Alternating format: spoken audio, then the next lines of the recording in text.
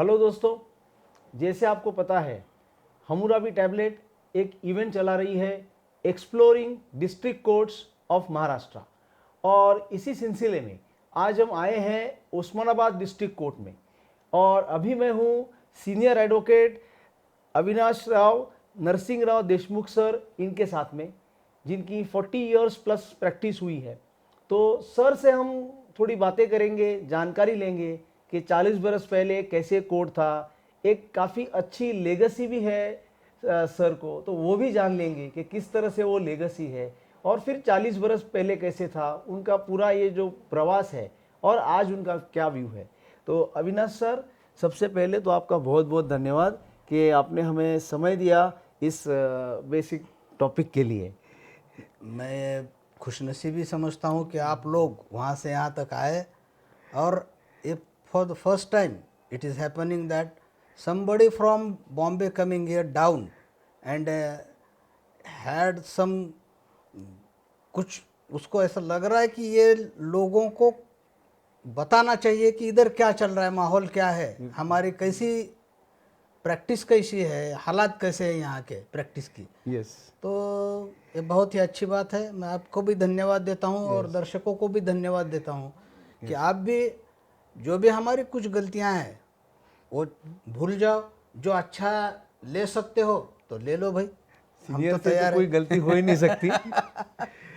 Sir, हम जानना चाहते हैं कि एक अच्छी लीगल लेगेसी है आपको, मतलब आपको हम वो भी क्वेश्चन को आएंगे कि आपका स्टडीज वगैरह, बट एक अच्छी लेगेसी है आपकी लीगल की, तो उसके बारे में जरा थोड़ा बताइए ना सर।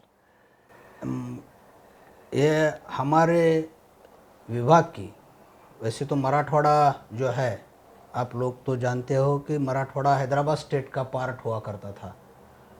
तो वो ज़माने में हमारे घर में जहांगीर थी, देशमुख फैमिली से मैं बिलोंग करता हूँ। तो हमारे दादा जो थे बलभीम राव देशमुख, वो पुलिस पटेल थे और उनका और पुलिस का इंटरेक्शन था। उनको हमेशा लगता था कि इसमें मदद करने के लिए घर का कोई आदमी होना ज़रूरी है। तो उन्होंने अपने बच्चों को, यानी मेरे पिताजी को, तो लॉयर बन, उनकी ख्वाहिश थी कि उन्होंने लॉयर बनना। इसीलिए उन्होंने उनको शिक्षा दी और मेरे फादर ने भी वो तय किया था कि मैं अपने पिता की ख्वाहिश ज़रूर पूरी करूँगा।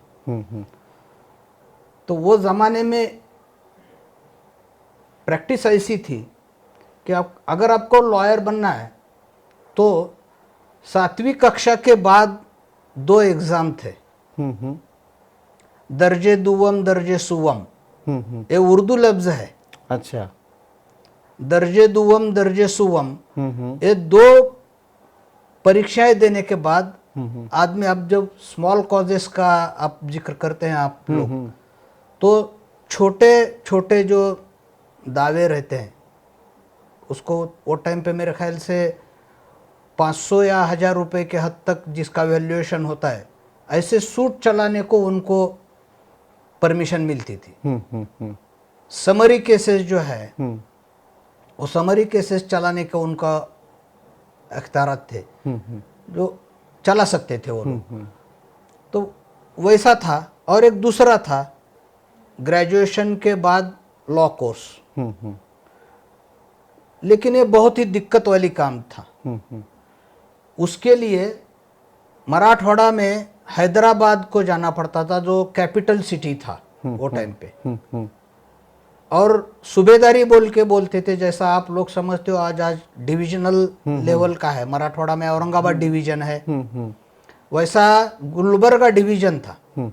वहाँ 10वीं कक्षा की परीक्षा, मैट्रिकुलेशन की परीक्षा देने को छात्रों को जाना पड़ता था। तो मेरे पिताजी का खुशनसीबी थी, उनके पिताजी की इच्छा थी, तो उन्होंने उनको परमिशन दे दी। गुलबर्गा में भी उन्होंने जब मैट्रिकुलेशन का एग्ज़ाम अच्छी तरीके से नंबर से पास किए, तो वो बोले मेरे सारे जो दोस्त हैं वो हैदराबाद ग्रेजुएशन के लिए जाना चाहते हैं, मैं वहाँ जाना चाहूँगा, तो उन्होंने परमिशन दी। सर एक मिनट के लिए इंटरप्ट करता हूँ, आप साल बोलिए, इन विच ईयर? वो तकरीबन 1925 की बात है, ओके। जब वो ग्रेजुएशन के लिए हैदराबाद गए। और वो टाइम पे 2 साल का ग्रेजुएशन था एलएलबी का, बीए एलएलबी। तो उन्होंने बीए करे पहले आर्ट्स में और फिर एलएलबी किया।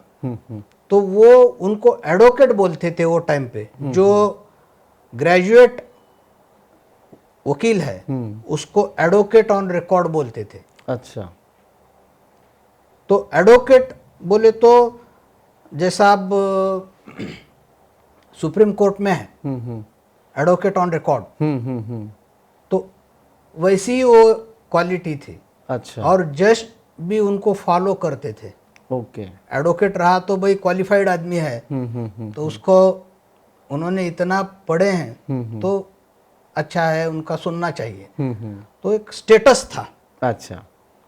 और ये जो और एक उसमें था, इंटर के बाद भी लॉ करने को आता था।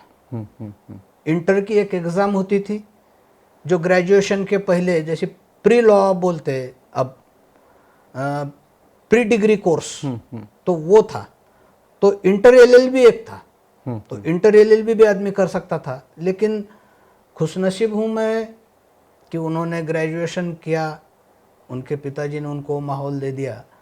लेकिन एक बात का जिक्र मैं करना चाहूँगा कि जब वो फाइनल ईयर में थे 1932 के समय का, कुछ अभी मेरे को तो उतना मालूम नहीं, मैं 62 का हमारा डेट ऑफ बर्थ है, तो वो टाइम का टाइम गैप की वजह से मैं 30 या 32 ये ठीक से नहीं बोल सकता, क्योंकि मेरे पास कुछ रिकॉर्ड ही नहीं है अभी। तो 30 को तकरीबन जब पिताजी फाइनल ईयर को थे, तो वो टाइम पे उनके पिताजी का देहांत हो गया। और उनके दोस्त थे जिन्होंने उनको सब पढ़ा के बताए। वो पढ़ते थे, पिताजी सुनते थे, और he stood second in the university. Okay. In those days, Nizam was ruler and Mohammedan must be the first. That's why he stood second. ओ हो। अरे बाप रे। हिंदू लॉ में वो फर्स्ट थे। ओके। मुझे अब भी याद है कि उनको 2 बुक्स प्रेजेंट मिले थे, ओल्ड डेज एट बेली। बोले तो इंग्लैंड में एक कोर्ट था बेली का, वहाँ जो वाक़ये हुए थे मज़ेदार किस्से, जुडिशियरी और एडवोकेट और लिटिगेंट्स के इसमें होता था। ओल्ड डेज एट बेली बोल के उनको किताब बख्शिश मिली थी। वो बहुत दिन तक हमारे पास थी, लेकिन एक उनके जूनियर साहब ने वो पढ़ना है मुझे बोल के लेके गए, तो वो गई। लेकिन याददाश्त में है मेरे, इसीलिए मैं आपको बोला। ओके। तो वो माहौल था। यहाँ आने के बाद उन्होंने जिक्रे साहब के साथ प्रैक्टिस जूनियरशिप ज्वाइन कर दी और प्रैक्टिस की उन्होंने। ओके। तो सर अभी ये तो एक मैंने लेगेसी सुनी आपसे जी। अभी मुझे ये सुनना है कि आपने कौन से लॉ कॉलेज से आपकी पढ़ाई की, उसके बारे में। मैं मानिकचंद पहाड़िया लॉ कॉलेज ग्रेजुएशन बीएससी मैं उस्मानाबाद में किया। तो एक टाइम पिताजी बोले, और उनका एक बहुत ही अच्छा ये रहा कि लीगल फ्रेटर्निटी की तरफ उनको बहुत ही रिस्पेक्ट था, और वो बहुत चाहते थे कि बच्चे पढ़े और लॉ ग्रेजुएट्स हो। तो उनकी इच्छा के अनुसार समझो, उनकी एक चाहत थी, इस वजह से हमारे घर में 2 लॉयर्स हो गए हम। मेरे बड़े भाई भी लॉयर थे, और उन्होंने वो टाइम पे उनको इंग्लैंड में भेजे। बाद में उनका graduation ILS law college Pune से हुआ, बीएससी एलएलबी वो भी थे। तो उन्होंने फिर बाद में डिप्लोमा इन इंटरनेशनल लॉ किया, बैरिस्टर रामराव अधिक साहब के चैम्बर के जूनियर थे। अच्छा। वेस्टर्न बार एसोसिएशन जो है आपके बॉम्बे में, तो वहाँ के वो मेंबर थे, उनके वो जूनियर थे। जैसे औरंगाबाद डिवीज़न बेंच हुआ तो औरंगाबाद में वो शिफ्ट हो गए और वहाँ फिर बाद में उनका एलिवेशन हुआ। मेरे एक बहनोई, बड़े बहनोई किशन राव देशमुख साहब भी लॉ ग्रेजुएट है। वडील जो हमारे पिताजी थे, हमारे मामा भी लॉ ग्रेजुएट है, अच्छा। उद्धवराव जी पटेल। वो टाइम पे मेडिकल इंजीनियरिंग का इतना कोई माहौल नहीं था। डिग्निटी लॉ होने में थी। समाज में ऐसा समझते कि लॉयर होना बोले तो बहुत अच्छा आदमी है, रिस्पेक्ट था। तो वो टाइम पे और उनका खुद का ये रहा, तो इसीलिए हमारे घर में ये सब थोड़ा सा माहौल अच्छा पहले से ही था लॉ का। लॉ का। और उसका मैं समझता हूँ हर एक ने करना चाहिए। ये लॉ ही फील्ड ऐसा है कि जो आदमी को सही मायने में आदमी बनाता है। ये मैं समझता हूँ, वैसे हमारी सोच है। तो सर अभी मतलब ये हम आपकी कॉलेज की बात कर रहे थे, तो कोई आपको प्रोफेसर वगैरह याद है उस समय जो आपको पढ़ाते थे? एक तो आरवी शास्त्री बोल के प्रिंसिपल थे, और गंगापुर वाला कॉन्स्टिट्यूशन के लिए थे। व्यास कॉन्ट्रैक्ट एक्ट पढ़ाते थे। देव सर थे, वो आर्बिट्रेशन टेनेंसी लॉज वगैरह पढ़ाते थे। शशि कुमार चौधरी थे। शेड़के सर थे। शेड़के सर लेबर लॉ का पढ़ाते थे, उनकी लेबर साइड की प्रैक्टिस थी। तो ये लोग थे। और एक मोमेडन थे, उनका नाम मैं भूल गया, वो मुस्लिम लॉ पढ़ाते थे। तो एक ये लोग वेल कॉन्वर्सेंट विथ लॉ थे। जो भी प्रोफेसर थे, प्रैक्टिस भी करते थे और पढ़ाई भी करते। ऐसा वो तो प्राध्यापक भी थे। तो वो औरंगाबाद में जब मैं पढ़ता था तो नया नया हाई कोर्ट शुरू हुआ था। 87 में हाई कोर्ट हुआ, उसके पहले से मैं ग्रेजुएशन को उधर था। तो वो टाइम पे डिस्ट्रिक्ट कोर्ट था वहाँ पे। तो वो कोर्ट में भी जाते थे और इधर भी पार्ट टाइम टीचर्स थे। अच्छा। सर आपका जो करिकुलम था वो 3 बरस का था? 3 बरस का था आपका कर वो मेरे ख्याल से 60 के बाद 2 साल का बंद क्लोज कर दिए क्या क्या, ऐसा मुझको लगता है। वो कब क्लोज हुआ ये मालूम नहीं मुझे, लेकिन 60 के टाइम पे वो 2 साल का था लॉ का कोर्स। और आपके समय तक 3 साल का कोर्स? 3 साल का। और एक ये पूछना है सर कि जैसे आज मूट कोर्ट वगैरह ये चीज़ें बहुत हर एक कॉलेज करता है। हाँ। तो उस समय आप जब पढ़ रहे थे तभी भी ये मूट कोर्ट्स इतना बड़े लेवल पे था या सिर्फ था? ऐसा मैं कहूँगा। अच्छा। क्योंकि जो थोड़ा सा चेंज करना है, रिफॉर्म करना है, ऐसा तो लोगों को लग रहा था और उन्होंने इंट्रोड्यूस किए थे सिलेबस में। लेकिन उतना उस पर ध्यान नहीं था। मूट कोर्ट वो टाइम पे भी होते थे, लेकिन 100 में से 2 या 4 स्टूडेंट पार्टिसिपेट होते थे। ओके। उतना आज जैसे भारी भारी संख्या में लोग आते हैं उतना नहीं। अभी हमारे यहाँ उस्मानाबाद में लॉ कॉलेज है, तो यहाँ के student state level, national level पे जाते मूट कोर्ट कंपटीशन में। करेक्ट। यहाँ चौधरी सर बोल के, फॉर्चुनेटली हमारे इधर हैदराबाद के चौधरी सर थे, उन्होंने उसको इतना काम किया उसमें। मूट कोर्ट का कंपटीशन वो थे जब तक पूरे 2-4 स्टेट के लोग पार्टिसिपेट होते थे यहाँ पे आके। बड़ा इवेंट ही करते थे। ओके। तो हमारे टाइम पे ये नहीं था। जो स्टूडेंट लेक्चरर या लोग उनके थोड़ा सा है और जिसको थोड़ी सी फैमिली बैकग्राउंड है, वैसी कुछ 1-2-4 स्टूडेंट वही पार्टिसिपेट करते थे। जाते थे। मेरे टाइम का एक तोतला बोल के लड़का था, वो स्टेट कंपटीशन तक गया था, ये मैं सुना देखा उसको बस।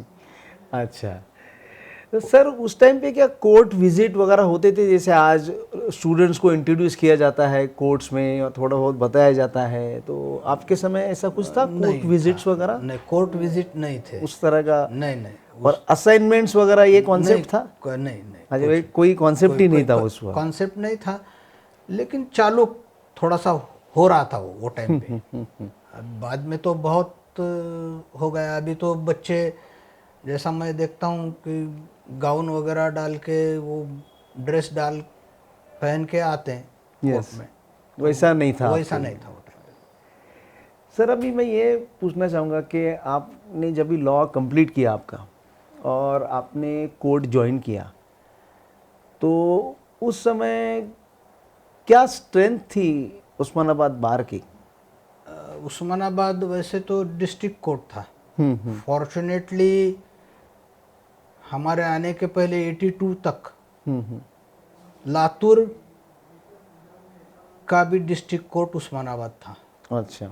11 तालुके थे और पूरे अहमदपुर लास्ट था उधर का। अहमदपुर, नीलंगा, उदगीर, लातूर, औसा, ये सब पूरे, जो अभी लातूर डिस्ट्रिक्ट अलग सा बन गया 82 में अपने अंतुले साहब के रीजन में। मुख्यमंत्री अंतुले थे, उन्होंने 28 साल हो गए उनको डिस्ट्रिक्ट अलग करके। तो वो टाइम पे पूरा काम इधर था। बाद में जब मैं ज्वाइन किया तो वो टाइम पे 6 तालुके थे, जिसके अब 8 हो गए हैं। तो पूरा डिस्ट्रिक्ट में डिस्ट्रिक्ट कोर्ट उस्मानाबाद का था। एपेलेट साइड का पूरा वर्क उस्मानाबाद से चलता था। कलेक्टर उस्मानाबाद में थे। एसडीओ सब डिविजनल ऑफिसर का पोस्ट एक ही था डिप्टी कलेक्टर का, उसको कभी कभार असिस्टेंट कलेक्टर बोलते थे। तो वो सब पूरा बोले तो लिटिगेशन यहाँ से चलता था। अच्छा। और यहाँ आता था। तो वो टाइम पे इतना ये नहीं था जितना आज आप देखते हो कि बहुत तादाद में बच्चे, लॉयर्स की स्ट्रेंथ बढ़ गई है, संख्या बढ़ गई है उनकी बहुत।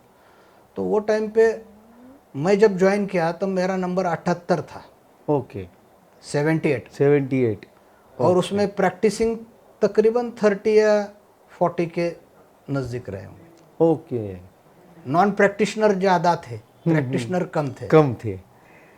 आपको ताज्जुब होगा, तुलजापुर में 12 मेंबर थे सिर्फ जब प्रैक्टिस, सिर्फ सिर्फ 12 लॉयर्स।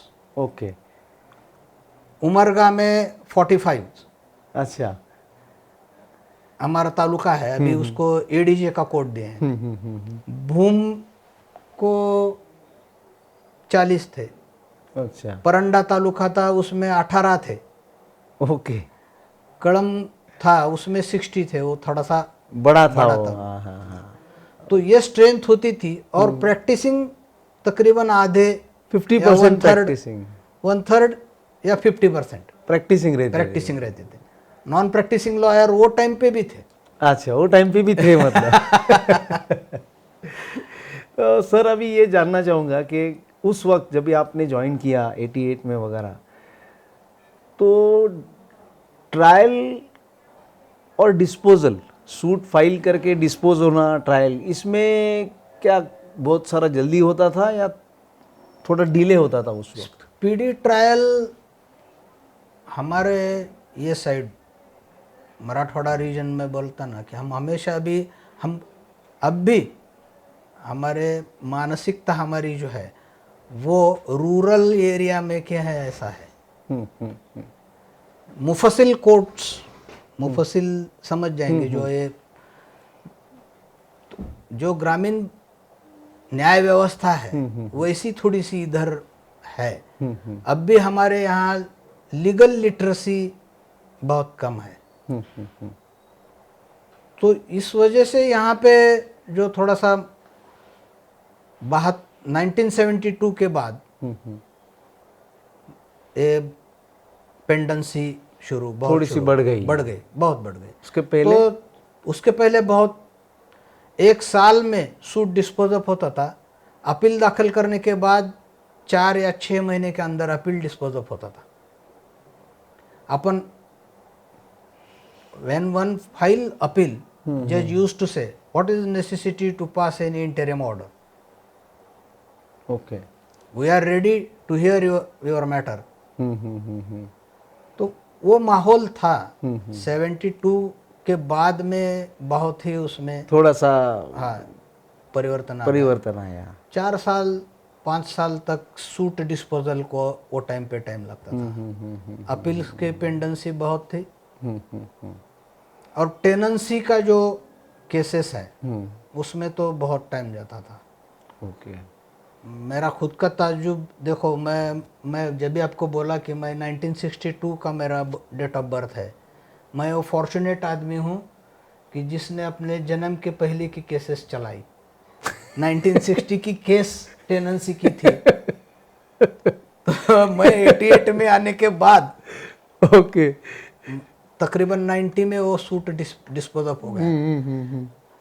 क्योंकि उसमें क्या एक सेक्शन है उसमें हैदराबाद टेनेंसी एक्ट में कि सूट के अंदर अगर टेनेंसी का इशू फ्रेम हुआ, it must be decide and settled by that tribunal, tenancy tribunal. Okay. And until final decision, that a finality up to Supreme Court is there. Till that time the suit remains ideal here only. Okay. आज भी वही परिस्थिति है, आज भी वही स्थिति है। ट्राइब्यूनल में टाइम लगता है बहुत ही, वो मेरा तो एक कहना है सर, मैं इस माध्यम से आप लोगों को विनती करूंगा और ये भी मेरी ख्वाहिश रहेगी कि ये ट्राइब्यूनल नहीं होना चाहिए। ओके। वो तो रेवेन्यू वालों के तरफ पूरा उसका अधिकार है। उनकी मानसिकता ही नहीं है कि ये क्या है। अनफॉर्चुनेटली मैं तो इसमें कहूँगा भी, बेदिक्कत कहूँगा, even collector do not possess knowledge about the MLRC and tenancy laws. Still he says a 712 extract is a document of title. Okay. Every Tahsildar, SDO, they used to say like this. Okay. We are interpreter of the law. Okay. अभी थोड़ा सा lighter में जाते हैं। अच्छा ठीक है। Sir, बार और बेंच के रिलेशन कैसे थे? वो टाइम पे और आज भी जजेस के लिए रिस्पेक्ट है। थोड़ा अभी कम हो गया है, ये 15 साल में मैं देख रहा हूँ। 10-15 साल से उसकी बिगिनिंग हो गई। उसके पहले बहुत ही जजेस को कोई, हमारे उस्मानाबाद का तो एक है, अभी तक जज के खिलाफ कंप्लेंट नहीं हुई। एक ही जज था जिसके खिलाफ कंप्लेंट कर उस्मानाबाद के बाहर ने की और वो घर गए ना। आज तक जज को कोई ऐसा कंप्लेंट नहीं करती, लेकिन आजकल हो रहा थोड़ा, क्योंकि क्या हो गया अभी दोनों तरफ से हो रहा। आज का जूनियर बोलता है मैं लॉ ग्रेजुएट हूँ, मैं पढ़ा हूँ, मैं जो बोलता हूँ वो लॉ है। और जज भी बोलते हैं कि प्रोसीजर मैं लिखूंगा वो प्रोसीजर है,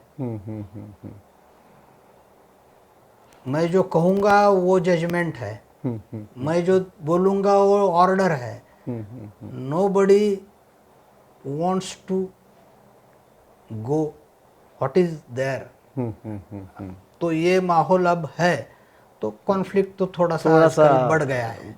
हमारे टाइम पे साहब आए तो हम उठ के खड़े होते थे, जा रहा है तो उसको नमस्ते करते थे दूर से, ऐसा पहले उसको जाने को देते थे। आज तो धक्का मार के जाएंगे सब। आज माहौल अलग है। सर कुछ कल्चरल प्रोग्राम के बारे में बताइए ना आपके टाइम पे। हमारे टाइम पे वैसे हमारे पहले वाले जो सीनियर लॉयर्स थे, जब वो वेटिंग हॉल में आते थे ना, जैसे अपना बार के लिए हॉल दिया जाता था, तो उस्मानाबाद में भी एक हॉल है, वहाँ अब भी आप गए तो आपको दिखाई देगा कि गद्दियाँ बिछाई हुई है वहाँ पे। तो वो सीनियर एक दो अंदर आके बैठते थे, वो रेस्ट करते थे या कुछ करते थे, जूनियर अंदर नहीं आता था। फिर हमारे वाले पिताजी भी थे, तो वो अगर वहाँ बैठे हैं तो कोई जूनियर अंदर नहीं जाएगा। ओके। आज अब वो माहौल पूरा बदल गया है, अब सीनियर नहीं जाते बार में। तो वो टाइम पे कल्चरल प्रोग्राम भी ये लोग करते थे, जजेस और ये मिल के। वहाँ हमारे यहाँ कोजागिरी पूर्णिमा जो है, तो वो बहुत ही बड़ा अच्छा, फंक्शन बड़ा होता था। फंक्शन है ये। तो अब भी वो बंद हो गए। अब तो रंग पंचम का कभी बार के लोग आपस में लगाते खेलते, वो टाइम पे होता है, जजेस के पास भी जाते थे। और कल्चरल इसमें गाने बजाने वो टाइम पे भी करते थे। लॉयर्स थे, नलदुर्कर साहब थे, वेंकटराव नलदुर्कर, और उनका उसमें बहुत ही इंटरेस्ट था। तो मतलब एक अच्छा मेलजोल होता था। मेलजोल होता था, जजेस का भी था। बिटवीन द बार एंड और बेंच का बहुत अच्छा मेलजोल होता हर है। एक प्रोग्राम, बार या बेंच का, कोर्ट का प्रोग्राम जो है, तो बाय हार्ट करते थे। मैं ऐसा वो लोगों के मुंह से सुना हूँ। हमारे डीवाई कुलकर्णी साहब थे, तो बोले मैं गैस की बत्ती लेके प्रोग्राम के आखिरी तक खड़ा था। अच्छा। He was senior lawyer. Civil side में हमारे पिताजी और उनका सिविल में बहुत ही नाम है इधर। तो सोचो कि आप लॉयर फंक्शन के आखिर तक गैस की बत्ती लेके खड़ा है, तो ये अब दिखाई नहीं देगा आपको। ओके, थोड़ा सा डिफरेंस आ गया है। डिफरेंस आ गया है, बहुत डिफरेंस आ गया है। अभी एक मैं ये आपको सवाल पूछना चाहता हूँ कि आपकी प्रैक्टिस से आपने टाइपराइटर से टाइपिंग होते देखा है, थोड़ा बहुत आपने कंप्यूटर भी देखा है, और अभी तो काफ़ी तादाद पे technology is entering into the judicial field. तो कैसे आप मतलब इस टेक्नोलॉजी को आप कैसे मतलब how are you getting gel with that technology? अब ये तो होना ही है, विज्ञान की प्रगति इतनी ज़ोरों से है, तो ये होना ही है। हर फील्ड में अभी टेक्नोलॉजी है, उसका प्रभाव है। मैं ये देखा हूँ सर कि क्लर्क हमारा सवेरे 7 बजे ऑफिस को आता था, तो रात को 11 बजे 12 बजे जाता था। फुल टाइम वो यहाँ पे रहता था। तो पहले क्या था, हाथ से पूरा plaint, WS, appeal memo, petition सब पूरे हाथ से लिखे जाते थे। बाद में 62 में मेरे पर्सनल टाइपराइटर टाइप, हमारे भाई साहब, मैं जो आपको बोला था कि वो लंदन में थे, उनका पर्सनल टाइपराइटर था। अच्छा। तो वो टाइपराइटर ये ऑफिस को दिए उन्होंने, अब भी वो है मेरे पास, लेकिन अब वो यूज नहीं होता क्योंकि उसको चलाने वाला गया। He was clerk for 40 years, Tanajirao Bagal. Okay. Even अगर मैं कुछ गलती करा तो मेरे को डांटते थे वो। अच्छा। बड़े साहब ऐसा नहीं करते थे, आप क्यों करें ऐसा। ओ, उतना रिस्पेक्ट वो आदमी को भी था। 40 साल, मैं क्या बोला कि वो आदमी सवेरे 7 बजे घर से आता था, तो शाम में 11-12 बजे घर जाता था। इतना काम हार्ड वर्क करता था। तो अभी वो नहीं रहा, टेक्नोलॉजी की वजह से बहुत ही इजी हो गया। उसमें भी एक दुविधा हो गई है क्या हो गई है कि हम देखते नहीं हैं, पढ़ते नहीं हैं। कॉपी पेस्ट का जमाना है। जजमेंट्स मैं देखा हूं सर कि जजमेंट कॉपी पेस्ट के ही करे हुए थे, और इस जजमेंट का जो पार्ट इसका नहीं है, दूसरे का पार्ट इसमें आ गया। ओके। तो ये ड्रॉबैक है। मेरा तो आज ही कहना है कि हर एक सूट का ड्राफ्ट वो आदमी ने खुद बनाना। सीनियर लॉयर है या लॉयर जो भी बना रहा है, वो क्लर्क को ये वो डाल दे, अब अपन बोलते ये प्यारा इसमें डाल दे, वो प्यारा इसमें डाल दे, वो नहीं होना चाहिए। Every plain should be drafted and checked by advocate. It should not be done by clerk. तो रेफरेंस दे के काम नहीं करना चाहिए, नहीं चाहिए। वहाँ का पैरा 4A, वहाँ का इसमें पैरा का ये प्रॉब्लम क्या हो रहा है, इस वजह से गलतियां ज़्यादा हो रही है। आपका सूट अलग है और अब प्लेंट अलग आ गया, तो सब गलत हो जाता है, गड़बड़ी हो जाती है थोड़ा सा। तो लेकिन उसका एक बेनिफिट ज़रूर है कि टेक्नोलॉजी की वजह से ये जो टाइम जाता था, वेस्ट ऑफ पेपर होता था, तो वो सब खत्म हो गया। तो ये तो बहुत अच्छे है, रेडी आपको इमीडिएटली क्लिक किए तो सब पूरा आ जाता है, सब Correct. समझता है। लेकिन हमारे इधर मैं ये बात ज़रूर कहूँगा, आप लोग तो बहुत सारे एडवांस टेक्नोलॉजी आपको इजीली अवेलेबल हो जाती है। हमारे इधर ये बहुत ही दिक्कत होती है, रेंज नहीं रहती, नेटवर्क नहीं रहता। तो नेटवर्क की वजह से हमको ये मोबाइल भी हम ठीक से इस्तेमाल नहीं कर सकते कभी कभी। ओके। लेकिन ये होना ज़रूरी है। मैं समझता हूँ कि टेक्नोलॉजी के कारण आप जितना जल्द निपटारा कर सकते, लेकिन उसके लिए ये भी होना, हमारे इधर तो तहसील का रिकॉर्ड 80% लिटिगेशन सिविल का लैंड रिलेटेड है। इसीलिए जब तक आप कलेक्टर ऑफिस या रेवेन्यू का जो रिकॉर्ड अपडेट नहीं अच्छी तरीके से हो सकता, तब तक ये ज़रा दिक्कत है। 712 एक्सट्रैक्ट है, लैंड का रिकॉर्ड से प्रॉपर्टी का जो है, मतलब अपडेट नहीं करे हो। ओके, मतलब technology is welcome, but provided उसको सपोर्ट करने के भी इंफ्रास्ट्रक्चर आना चाहिए, अच्छा होना चाहिए।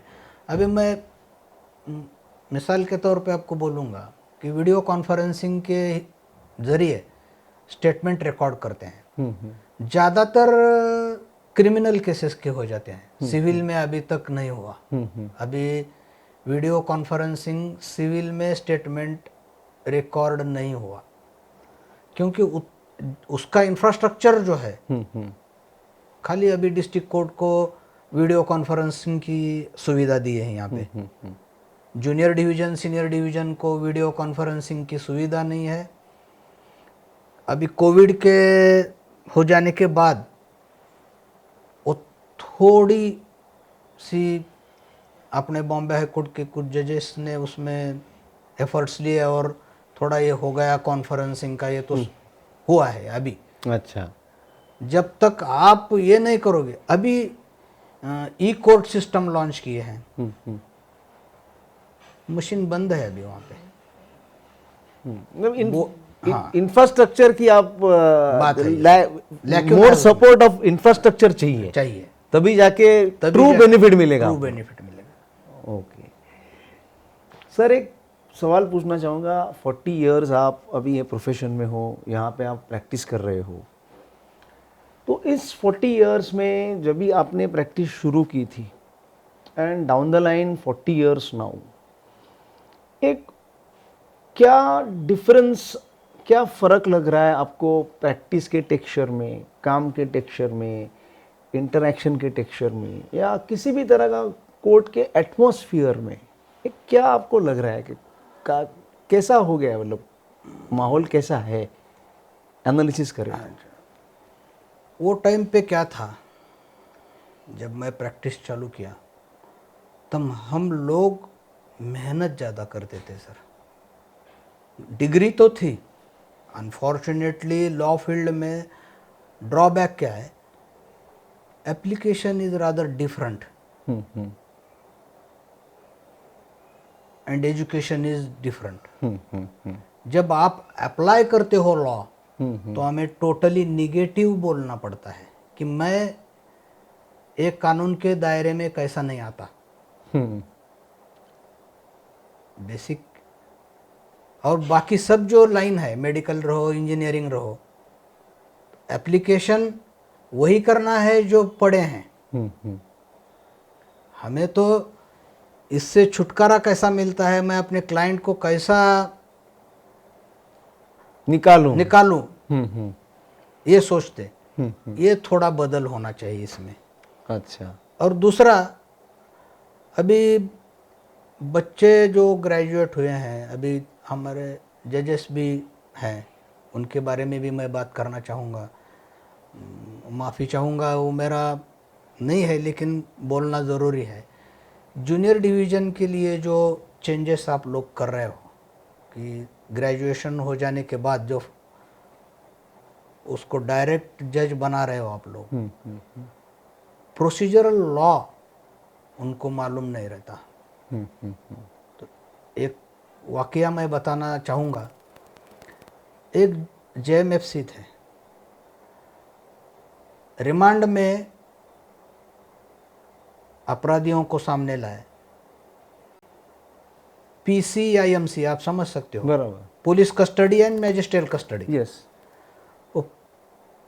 उन्होंने पीसी नहीं दिए, एमसी करे, तो वकील साहब ने दरखास्त दे दी बेल की। साहब बोले मैं नहीं दूंगा। साहब क्या बोले ऊपर से, मैं ये अर्जी ग्रांट नहीं करूंगा, आपकी अर्जी टेनेबल नहीं है। क्यों? मेरे कस्टडी में ले लिया है उसको। अरे बाप रे बाप। मैं ये नाम लेना नहीं चाहता। मैं एक वेरी क्या बोल रहा हूं मैं आपको कि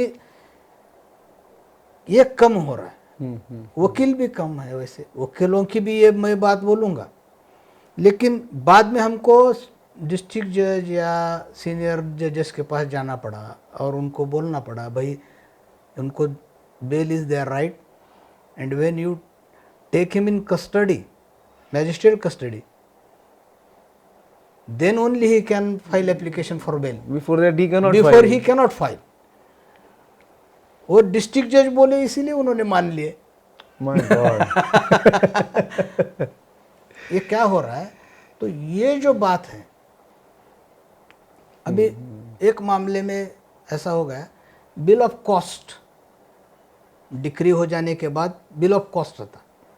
बिल ऑफ कॉस्ट में एडवोकेट फीस चार्ज नहीं की।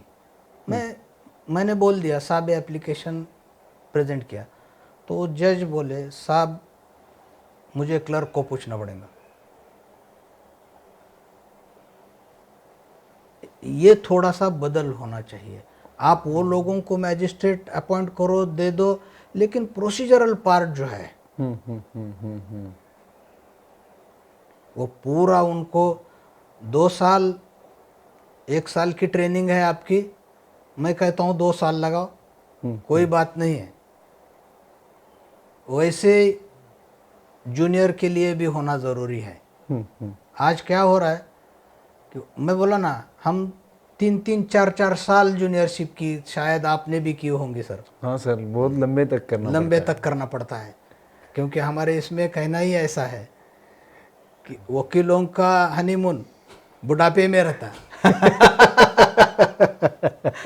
नहीं, ये क्या हो गया, क्यों हो गया सर कि ये प्रैक्टिस जो है ये बहुत ही अलग चीज़ है। शिक्षा एक अलग चीज़ है, डिग्री एक अलग चीज़ है। कोई भी आदमी डिग्री ले सकता, प्रैक्टिस हर एक नहीं कर सकता। करेक्ट। उसके लिए खुद की एम्बिशन होना ज़रूरी है, उसकी इच्छा होना ज़रूरी है, अलग क्षमता लगती है कि मुझे वकील होना है, मैं वकीली करूँगा, पैसे कमाऊँगा नहीं, पैसे कमाने वाले तो मशीन है, वो तो बहुत लोग हैं कमाएंगे साहब। Fortunately I am from the family where हमें ये बताया गया है कि ये आप कर रहे हो, ये समाज के लिए करना है, खुद के लिए नहीं। वो जब तुम वो करोगे तो खुद ब खुद तुम्हारा पेट तो भरता ही रहेगा। लेकिन आजकल पेट बहुत बड़ा हो गया है, तो मतलब कहीं ना कहीं हाँ। लेकिन मैं आप जो बोल रहे थे सर कि जुडिशियरी और अपने इसमें ये बेसिक थोड़ा सा उसमें ट्रेनिंग का कुछ तो भी होना ज़रूरी है, कंपलसरी। मैं जूनियर के लिए भी कहूँगा उनकी माफ़ी मांग के, क्योंकि मेरे बहुत से लोग ऐसे बोलेंगे कि तकरीबन सर आज 25 साल तक ग्रेजुएशन के लिए, पोस्ट ग्रेजुएशन के लिए जाते हैं, ज़ाया हो जाती है उसकी ज़िंदगी के। 25 साल जाने के बाद भी आप कमाने को, पैसे मिलने को और 5 साल 7 साल वेट करो बोल रहे हो, तो ज़्यादती होती है उनकी तरफ। तो it's part of government what is to be done for these persons for this period. Okay, stipend जैसे वगैरह हमारी कुछ, मांग है, हाँ। तो वो कुछ कर सकते हैं। लेकिन अगर आपको अच्छे लॉयर होने, पैदा करने हैं, उनकी तादाद बढ़ानी है, तो वो होना ज़रूरी है। ओके। तुम्हारे हमारे टाइम पे क्या था सर कि जूनियर को कोई पैसे नहीं देते थे। हमारे यहाँ तो अब भी बहुत सीनियर लॉयर्स ऐसे हैं कि हम पैसे नहीं अफोर्ड कर सकते उनको, कि यहाँ की जो कंडीशन है, हालात है लोगों की, एग्रीकल्चरल जो एग्रीकल्चरिस्ट है, लिटिगेंट्स, वो ऑफर नहीं कर सकते ना ज़्यादा रिम्यूनरेशन, पैसा ज़्यादा दे नहीं सकते। तो ये हो नहीं सकता। तो लेकिन दोनों सूरत में आपने वो लोगों को प्रोसीजरल पार्ट पढ़ाना, बताना, तैयार करना ज़रूरी बात है। ओके, अभी एक आखिरी सवाल आपसे पूछूंगा कि इतनी लंबी आपकी प्रैक्टिस है, आपका एक्सपीरियंस है, तो हमें बड़ी खुशी होगी कि आप यंग लॉयर्स और लॉ स्टूडेंट्स जो अभी आ रहे हैं उनके लिए कोई एक अच्छा सा मैसेज दें कि वो क्या क्या करें ताकि आगे चल के वो एक अच्छे लॉयर बने और एक सक्सेसफुल लॉयर बने। जैसा मैं आप लोगों की क्षमा चाहूँगा कि इतना बड़ा तो मैं नहीं हूँ कि आपको नसीहत दे सकूँ, वो आपका लेकिन फिर बड़प्पन भी है। नहीं, फिर भी साहब अब बोलते हो, बोलना चाहिए आदमी ने, अगर बोले बगैर तो कुछ समझ में नहीं आएगा। जैसे मैं बोला कि मेरे दादा पिताजी दोनों की भी एक मनीषा थी, एक इच्छा थी कि समाज में अच्छे लॉयर होना ज़रूरी है, इसीलिए उन्होंने मेहनत करी और हमारे यहाँ तो रिजल्ट्स अच्छे हैं। मैं आप लोगों को एक कहूँगा कि आप सही मायने में प्रैक्टिस करना है, मुझे लॉयर बनना है, ये तय करिए। बाकी चीज़ें आसान हो जाती है। जब आप स्वीकृति करोगे कि मुझे बनना है, तब आदमी बन सकता है। अगर आप कोई आपके ऊपर बोझ डाल रहा है तो वो बोझ ढो नहीं सकोगे आप ज़्यादा देर तक। अगर आप खुद उठाओगे तो बात बड़ी रहती है। बस सर मैं यही चाहूँगा कि आप लॉयर बनना है और मुझे लॉयर बनना है ऐसा सोचो, तो ये बात हो जाती है। ओके, तो अविनाश सर, आपका बहुत बहुत धन्यवाद कि आपने काफ़ी अच्छा हमें समय दिया, काफ़ी एक लेगेसी आपकी बताई, और जो अभी मोटिवेशन आपने जो बोला है कि लॉयर बनना है तो ही सब होगा, तो इसके लिए बहुत बहुत शुक्रिया आपका कि आपने अच्छा समय दिया और बहुत अच्छी इन्फॉर्मेशन दी हमको।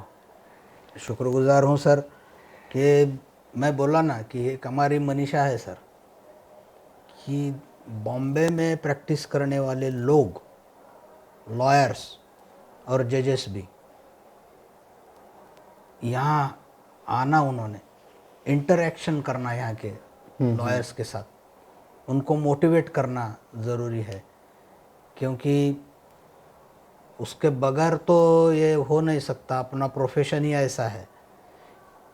आपको अगर उसकी डिग्निटी बढ़ाना है प्रोफेशन की, तो वो लोगों को ये समझाना है कि पैसा नहीं, knowledge and hard work is must.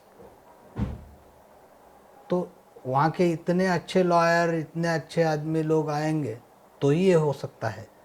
तो मैं आप इस जरिए मैं विनती करूँगा कि वो उसके बारे में भी थोड़ा सोचना चाहिए। Yes thank you sir. Thank you sir.